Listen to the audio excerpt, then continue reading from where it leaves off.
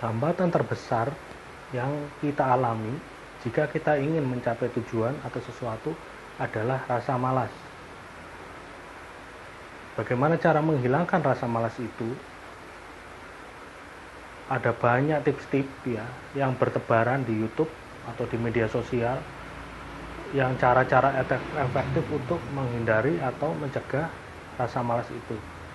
Tinggal kita apakah kita berani untuk mencoba dan memilih manakah cara-cara yang cocok sehingga kita bisa terhindar dari perasaan malas.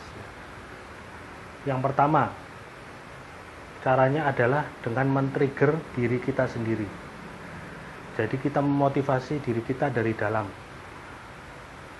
Ini mengacu pada perkataan Anthony Robbins, salah satu motivator dunia, yang berkata bahwa ada dua cara yang membuat orang bertindak atau bergerak maju, yaitu yang pertama adalah jika dia ingin mendatangi sesuatu yang membuatnya merasa senang, dan yang kedua adalah jika ia ingin terhindar dari rasa sakit. Karena itu kita men-trigger diri kita supaya menjauh dari rasa malas itu. Bagaimana caranya? Yaitu dengan kita menciptakan rasa sakit, istilahnya rasa sakit atau challenging kita sendiri. Sebagai contoh, jika kita ingin mengejar sesuatu atau kita ingin mendapatkan suatu klien, kita harus membuat tantangan atau punishment terhadap diri kita sendiri sampai kita mendapatkan klien itu. Seumpama kita jangan memakan makanan yang enak sampai kita mendapatkan target yang kita impikan. Nah, seperti itu. Jadi dengan adanya trigger itu diharapkan kita akan terpacu untuk menghindari rasa malas. Yang kedua adalah dengan menetapkan tujuan. Kita harus mempunyai tujuan yang pasti. Jadi kita harus fokus untuk mengejar tujuan tersebut. Caranya bagaimana? Salah satu caranya adalah dengan membuat tempelan atau gambar-gambar berkenaan dengan tujuan tersebut, sehingga membuat kita selalu dibayang-bayangi oleh tujuan kita. Jadi bisa kita tempatkan di mana-mana gambar-gambar tersebut ya, sehingga otak bawah sadar kita akan merekam gambar tersebut dan membuat tindakan kita secara otomatis melakukan sesuatu agar kita mendapatkan sesuai dengan gambar tersebut. Nah, itu cara kedua. Sedangkan cara ketiga, jika cara pertama dan kedua itu ternyata tidak berhasil, bisa dicoba cara ketiga. Pendekatannya ini lebih kepada habit atau kebiasaan.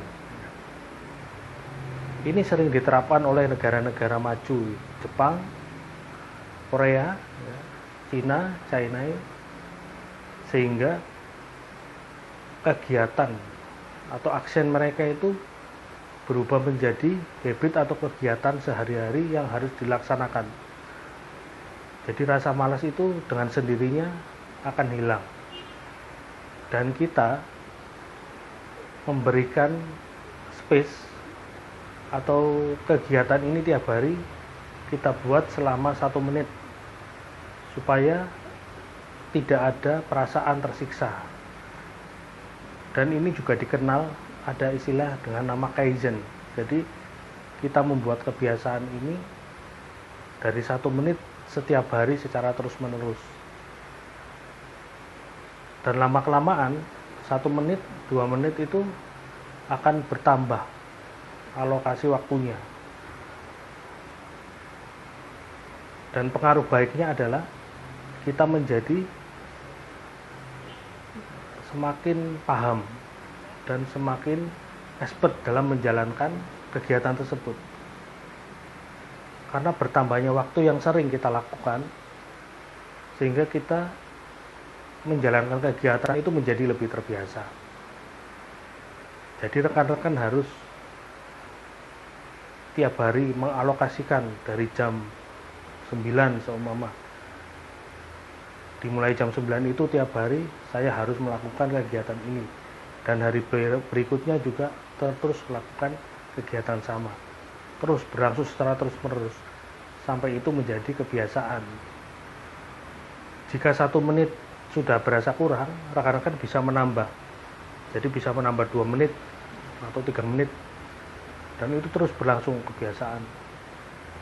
Karena terus berlangsungnya akan bisa menjadi ratusan atau ribuan menit. Dan ini sudah menjadi habit yang sangat baik bagi perkembangan kehidupan kita. Demikian ya rekan-rekan, cara menghindari atau menghilangkan rasa malas. Semoga bisa berguna untuk masa depan kita di kemudian hari. Sampai jumpa.